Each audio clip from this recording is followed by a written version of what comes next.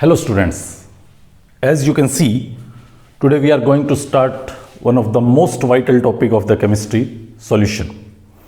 इस टॉपिक को हालांकि बुक्स में जब मैं देखता हूं तो ये सिर्फ 1 और 2 पेजेस में लिमिटेड है, बट अगर मैं इसकी एप्लीकेशन विड्थ देखूं तो ये केमिस्ट्री के हर कॉर्नर पे हमारे हर एक चैप्टर में आने वाला टॉपिक है। तो अच्छे से आप इसको समझें, जो जो इंपॉर्टेंट चीज़ें फॉर्मूला की फॉर्म में मैं आपको एक्सप्लेन करके बताऊं उसको कॉपी पे नोट करें ताकि हम इसका मैथमेटिकल एस्पेक्ट बहुत अच्छे से समझ पाएँ। थ्योरी में कुछ ज़्यादा नहीं है, थ्योरी में वही 5, 7, 10 मिनट का टॉपिक है, बट हम लोग इसका न्यूमेरिकल एस्पेक्ट स्टडी करेंगे कि किस तरह से न्यूमेरिकली हम सॉल्यूशन को अप्लाई कर सकते हैं। सो सी हियर, सॉल्यूशन होता क्या है? सबसे पहली चीज़, ये एक होमोजीनियस मिक्सचर है।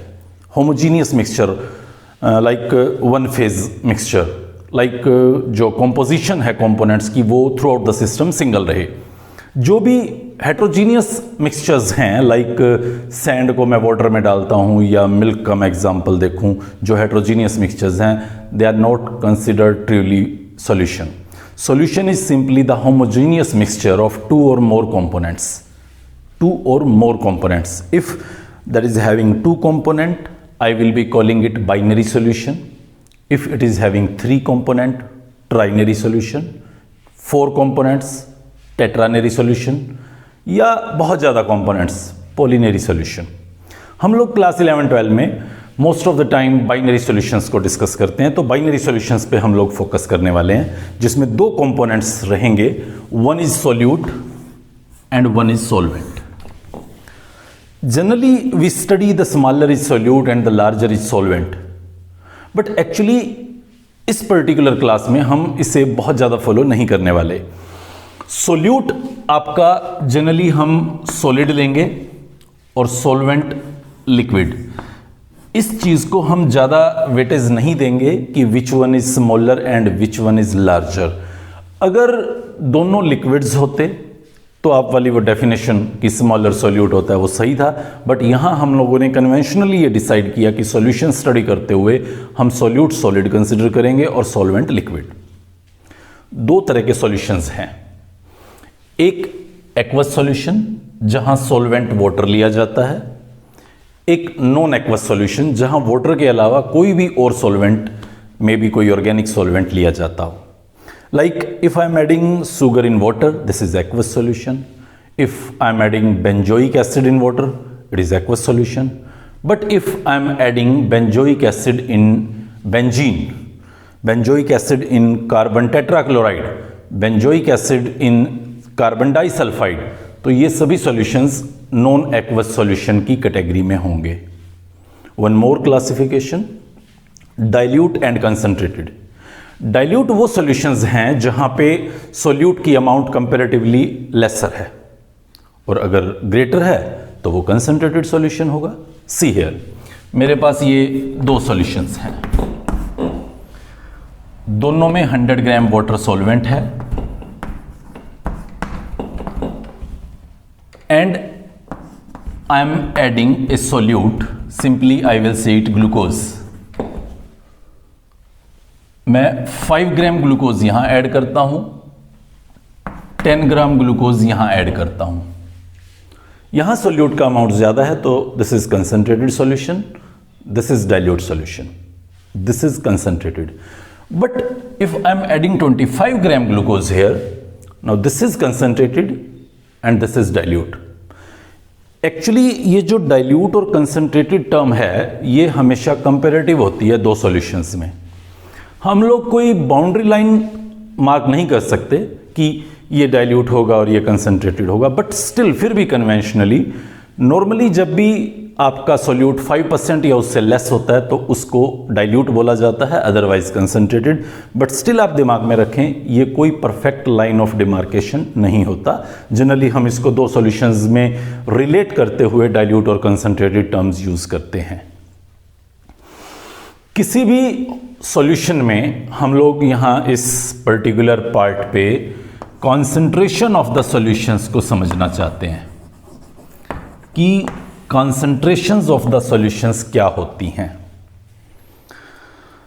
लेट मी से मैं मार्केट से किसी भी साइंटिफिक लैब से कोई एक एसिड परचेज करना चाहता हूं, सपोज सल्फ्यूरिक एसिड H2SO4।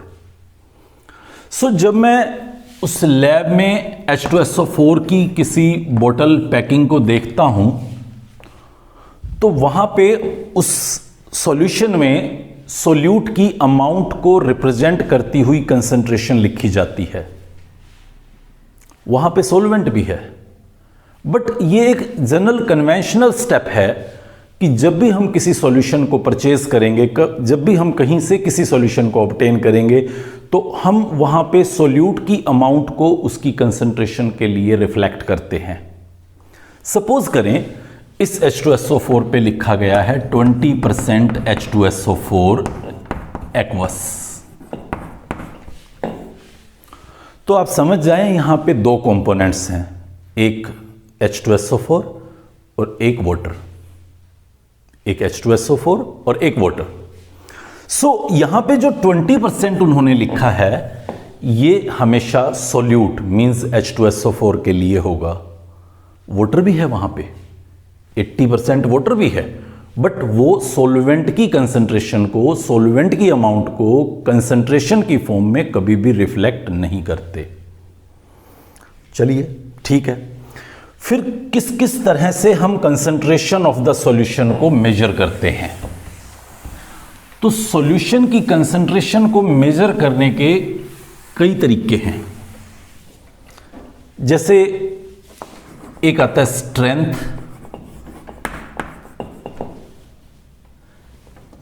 एक आता है परसेंटेज, एक आता है पीपीटी, एक आता है पीपीएम, एक आता है मोलैरिटी। नई टर्म है, मे भी कभी 10th क्लास में एक आध जगह आपने देखी हो, कैपिटल एम से रिप्रेजेंट करते हैं। एक आता है मोलैलिटी, स्मॉल एम से रिप्रेजेंट करते हैं। एक आता है नॉर्मेलिटी, कैपिटल एन से रिप्रेजेंट करते हैं। एक आता है मोल फ्रैक्शन, ऐसे एक एक्स सॉर्ट ऑफ काय बोलते हैं इसको, मोल फ्रैक्शन। एक आता है मास फ्रैक्शन। एक दो और भी होते हैं, लाइक एक फॉर्मेलिटी होता है, बट मुझे लगता है हम लोग बस इन्हीं टर्म्स को अभी समझने वाले हैं। स्ट्रेंथ क्या होता है, परसेंटेज कॉम्पोजिशन क्या होता है, पीपीटी, पीपीएम एंड ये सभी। तो फर्स्ट फेज में मैं आपको इनके बारे में बताने वाला हूं। ये बहुत आसान है, हम लोगों को काफ़ी सारी चीज़ें तो पता होती हैं, बस सिर्फ अप्लाई करना हमें नहीं आ रहा होता, तो हम लोग यहाँ पे उसको अप्लाई करना भी सीखेंगे। इनको हम लोग सेकंड पार्ट पे लेके आएंगे। तो पहले इसको समझते हैं और इससे रिलेटेड न्यूमेरिकल्स को स्टडी करते हैं, उसके बाद उनको स्टेप बाय स्टेप समझेंगे और उनके न्यूमेरिकल्स को किस तरह से सॉल्व करना है वो स्टडी करेंगे। स्ट्रेंथ क्या है? ये बहुत ही सिंपल है, amount of solute in gram present in 1 litre solution. इसको ऐसे समझिए, मान लीजिए मेरे पास 5 ग्राम कोई सोल्यूट है, लेट मी से इट NaCl, और मैंने इसको 1 लीटर वाटर में डाल दिया। रिजल्ट हमारे पास सॉल्यूशन बन गया। तो सॉल्यूशन में सोल्यूट कितना है? 5 ग्राम। ये इसकी क्या स्ट्रेंथ होगी? 5 ग्राम पर लीटर? नहीं, ये गलत है। कैसे गलत है? क्योंकि मैंने डेफिनेशन में बोला था amount of solute in gram present in 1 litre solution. क्या यहां आपका सॉल्यूशन 1 लीटर है? नहीं, मुझे तो नहीं पता। 1 लीटर वाटर है, 5 ग्राम NaCl है, तो टोटल सॉल्यूशन कितना है वो मैं कुछ क्लियरली नहीं कह सकता। 1 लीटर से कम हो सकता है, ज़्यादा हो सकता है, मुझे कुछ नहीं पता, बट वो डेफिनेटली 1 लीटर तो नहीं है। तो फिर मैं 5 ग्राम पर लीटर भी स्ट्रेंथ नहीं कहूँगा। एक्चुअली मुझे क्या करना था, मुझे 5 ग्राम NaCl में वाटर डालना था। मुझे इस वाटर की अमाउंट को 1 लीटर नहीं लेना, मुझे यहाँ सॉल्यूशन 1 लीटर लेना है। अब मैं कह सकता हूं कि 1 लीटर सॉल्यूशन में 5 ग्राम सोल्यूट प्रेजेंट है, मतलब ये जो सॉल्यूशन मैंने बनाया है इसकी स्ट्रेंथ 5 ग्राम पर लीटर है। लाइक सपोज ये मेरे पास कोई फ्लास्क था जिसका वॉल्यूम इस मार्क तक 1 लीटर आता है। मैं इसके अंदर पहले 5 ग्राम NaCl ऐड करता हूं एंड देन मैं इसके अंदर वाटर ऐड करता हूं।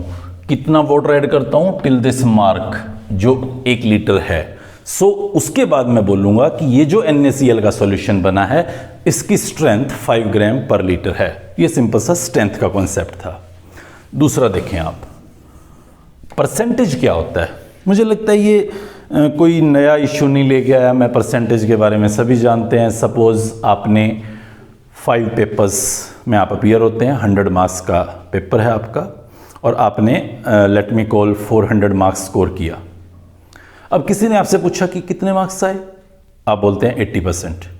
ना तो आपके 80 आए बट आप बोल रहे हो 80%, वो भी समझ गया। अब अगर आपके पेपर 500 मार्क्स के हुए तो आपके 400 आए, अगर आपके लेट मी से 250 मार्क्स के पेपर हुए तो आपके मार्क्स 200 आए।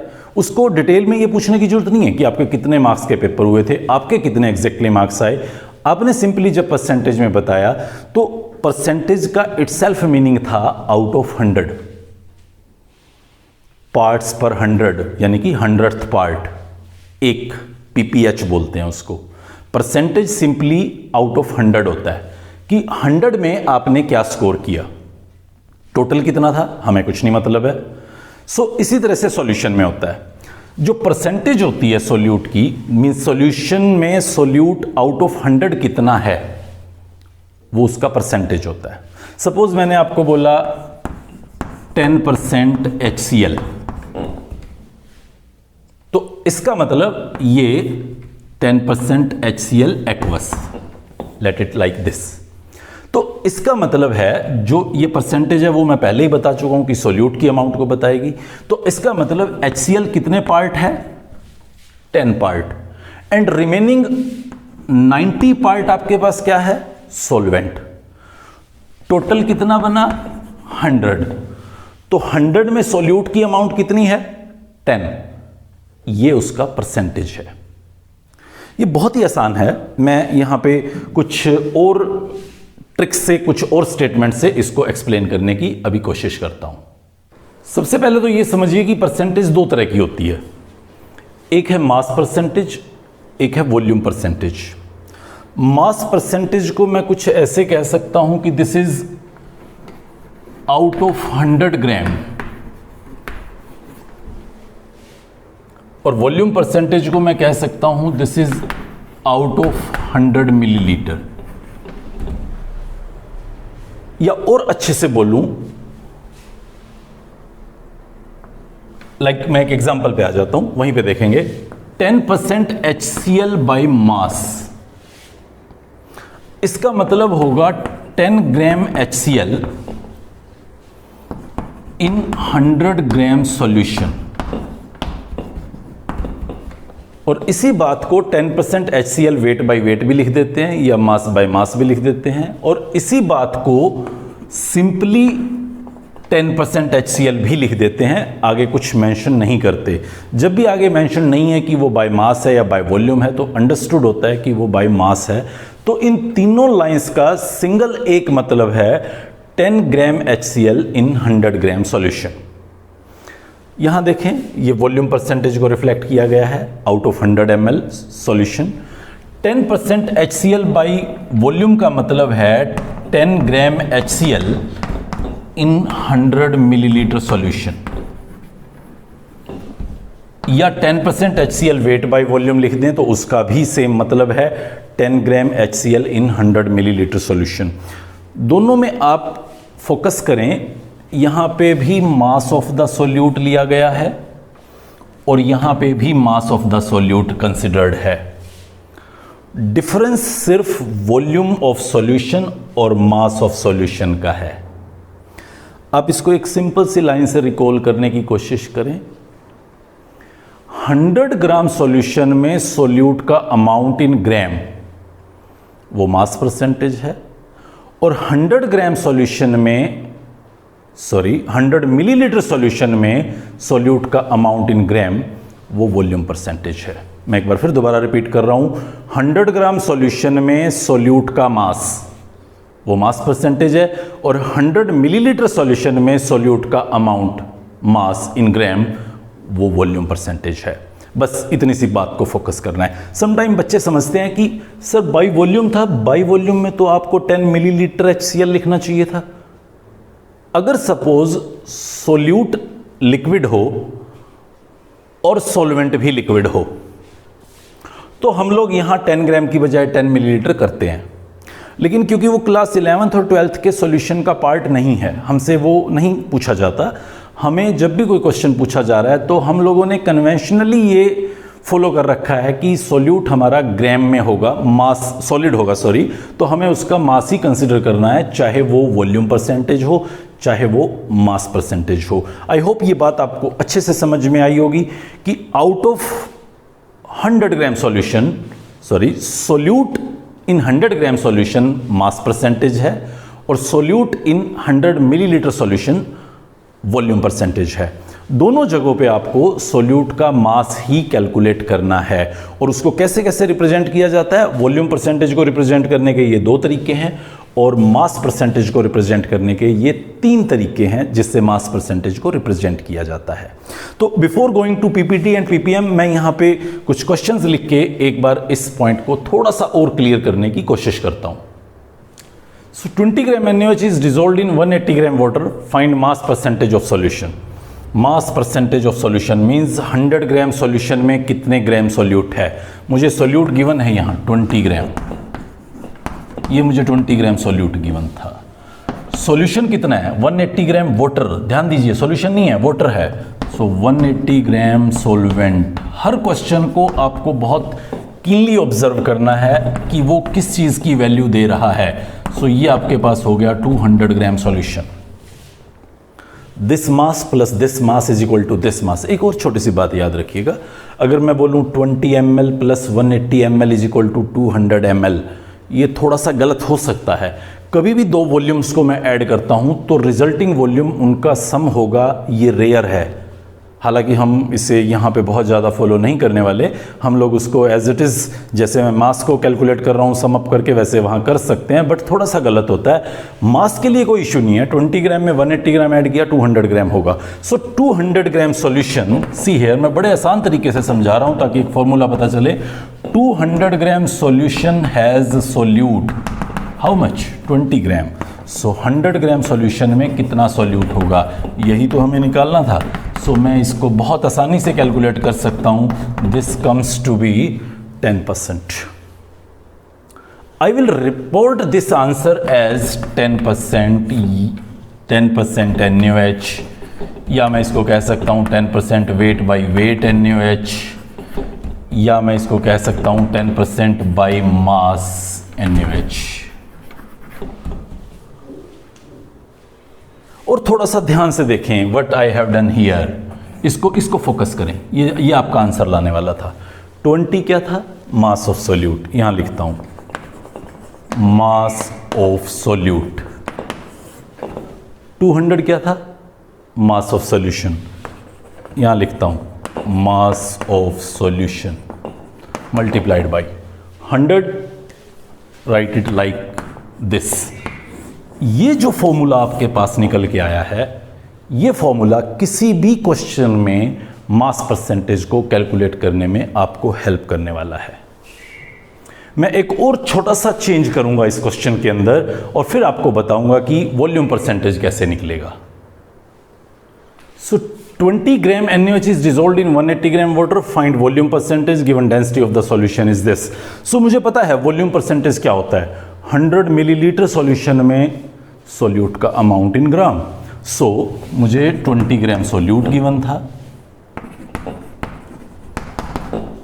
और 180 ग्राम वाटर गिवन था, means 200 gram water solution given था। मुझे ये तो पता है कि 200 ग्राम सॉल्यूशन कितना सोल्यूट पोजेस करता है, लेकिन वो मेरी रिक्वायरमेंट नहीं है। मैं तो 100 मिलीलीटर सॉल्यूशन में सॉल्यूट की अमाउंट देखना चाहता हूं, जबकि मैं कैलकुलेट कर सकता हूं 100 ग्राम सॉल्यूशन में सॉल्यूट की अमाउंट, जैसा कि पिछले क्वेश्चन में हो रहा था। सो अगर मुझे वॉल्यूम परसेंटेज कैलकुलेट करना है, मींस 100 मिलीलीटर सॉल्यूशन में सॉल्यूट बताना है, तो मुझे सबसे पहले सॉल्यूशन के इस मास को उसके वॉल्यूम में कन्वर्ट करना होगा। फॉर्मूला है density mass by volume. Density provided है, मास आपको पता है, वॉल्यूम आप कैलकुलेट कर सकते हैं। This is 200 by 1.2। इसको आप सोल्व करें। अप्रॉक्सीमेट लिख रहा हूं मैं 170 मिलीलीटर, एग्जैक्ट जो है आप देखिएगा। अब मैं क्या करूंगा, 170 मिलीलीटर सॉल्यूशन हैज सोल्यूट 20 ग्राम, क्योंकि जिसको आप 200 ग्राम सॉल्यूशन कह रहे थे उसी को आप 170 ml सॉल्यूशन कह सकते हैं। ये उस सॉल्यूशन का मास था, डेंसिटी की हेल्प से हमने उसी सॉल्यूशन का वॉल्यूम कन्वर्ट कर लिया। आप कह रहे थे 200 ग्राम सॉल्यूशन में 20 ग्राम सॉल्यूट है, अब आपने कहना शुरू कर दिया 170 मिलीलीटर में 20 ग्राम सॉल्यूट है, तो 100 मिलीलीटर में सॉल्यूट कितना होगा, ये आपका वॉल्यूम परसेंटेज है। So this is 20 by 170 into 100।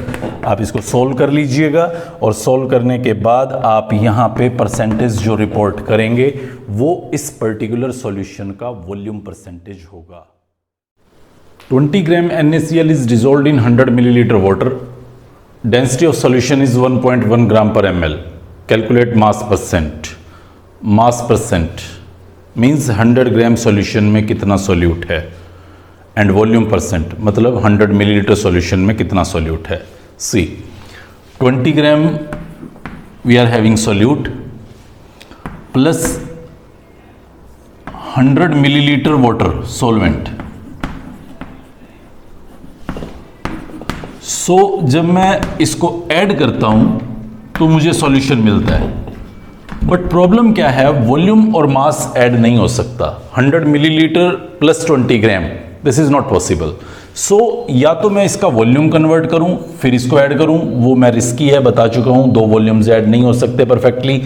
वैसे भी 100 मिलीलीटर का ग्राम बनाना मुझे आसान लगता है क्योंकि डेंसिटी मुझे पता है। ये देखिए, ये डेंसिटी गिवन है, density that is equal to mass by volume. Density कितनी गिवन है, 1.1। मास कितना है, सॉरी निकालना है मास, वॉल्यूम कितना है 100, मास मुझे कैलकुलेट करना होगा।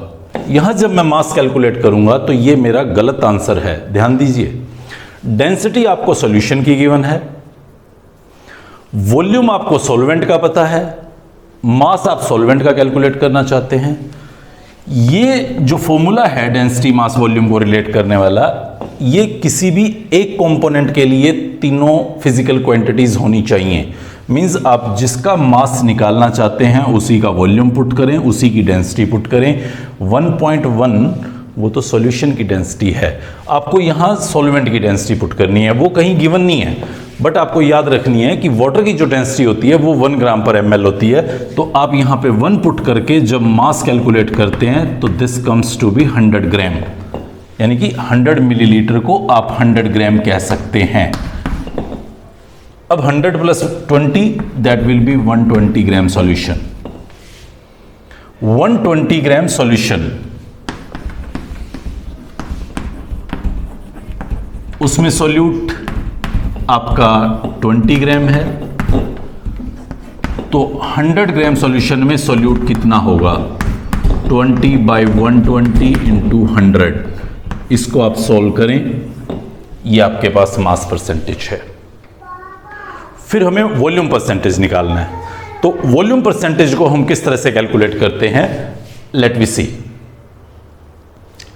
मास ऑफ द सॉल्यूशन हमें पता है 120 ग्राम है, डेंसिटी ऑफ द सॉल्यूशन हमें पता है 1.1 ग्राम है। हम वॉल्यूम कैलकुलेट करेंगे mass by density. This is your mass of the solution, this is your mass of the density of the solution, and now this will be volume of solution. इसको आप solve करें। ये मैं approximate लिख रहा हूं, approximate ये 109 millilitre आएगा। सो 109 मिलीलीटर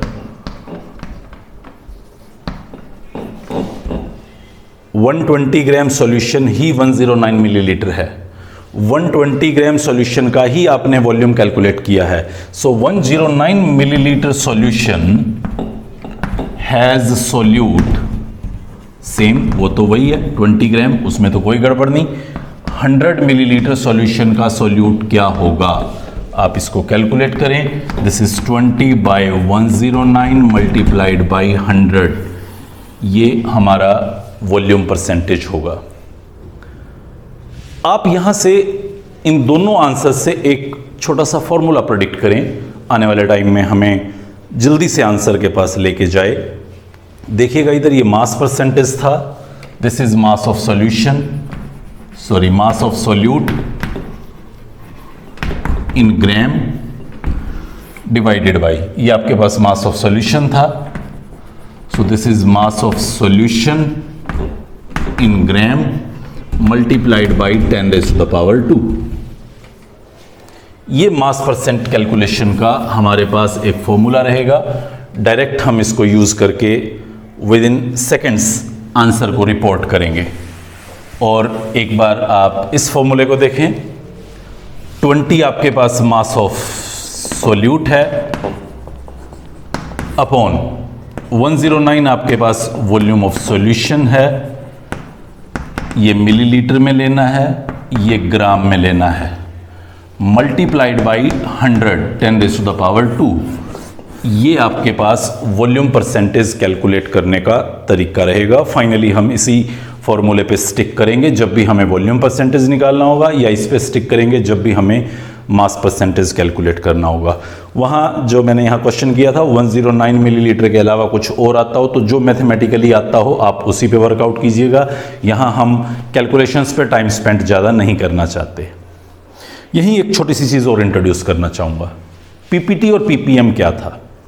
जैसे परसेंटेज आउट ऑफ 100 है, ऐसे ही पीपीटी आउट ऑफ 1000 है। जैसे मैं वो पुराना एग्जांपल लेता हूँ, आपने 500 में 400 मार्क्स स्कोर किए, किसी ने पूछा कितने मार्क्स आए, आपने बोला 80% आए। आप उससे ये भी कह सकते हैं कि I have scored 800 PPT. 800 PPT means अगर 1000 मार्क्स का पेपर हुआ होता तो आपने 800 स्कोर किया। आप ये भी कह सकते हैं I have scored 8 lakh ppm, क्योंकि अगर 10 लाख का पेपर हुआ होता, 10 लाख मार्क्स का यानी कि 1 मिलियन मार्क्स का पेपर हुआ होता तो आपने 8 मिलियन मार्क ऑब्टेन किए हैं। जस्ट इतना सा फर्क है। यहां इन दोनों क्वेश्चंस में देखें, मैं हर बार 100 ग्राम या 100 मिलीलीटर में सॉल्यूट की अमाउंट निकाल रहा था, वहां पे मैं 1000 ग्राम या 1000 मिलीलीटर में सॉल्यूट की अमाउंट निकालूंगा, वो पीपीटी आएगा।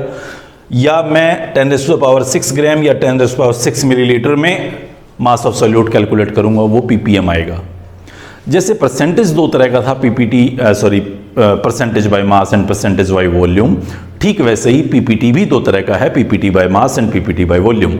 पीपीएम भी दो तरह का है, ppm by mass and ppm by volume. जब हमें वो क्लियरली मेंशन नहीं करते बाय मास या बाय वॉल्यूम, तो इन तीनों केसेस में कॉमन बात है, हम उन तीनों को बाय मास कंसिडर करते हैं।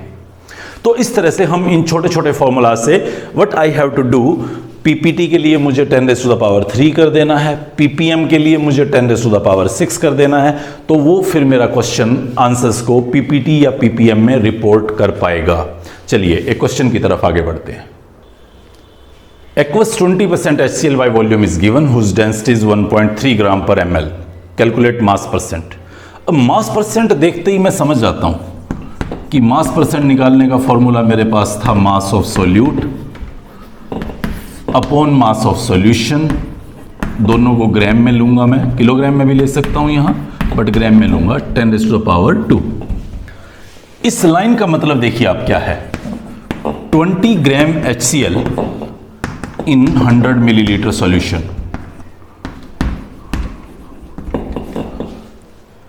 यस, मास ऑफ सॉल्यूट मुझे पता है 20,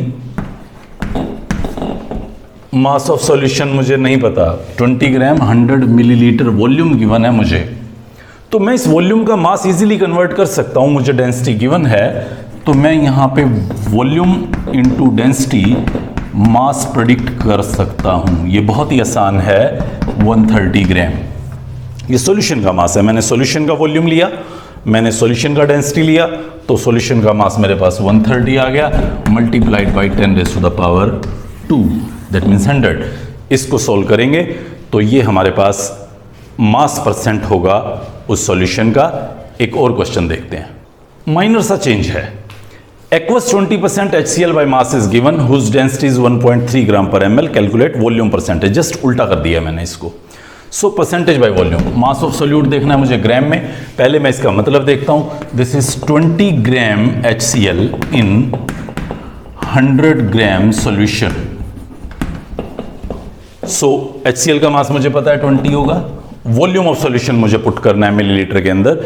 सो मुझे मास पता है 100 ग्राम सॉल्यूशन का, डेंसिटी पता है सॉल्यूशन की 1.3, तो वॉल्यूम मैं इजीली कैलकुलेट कर सकता हूं, मास बाय डेंसिटी।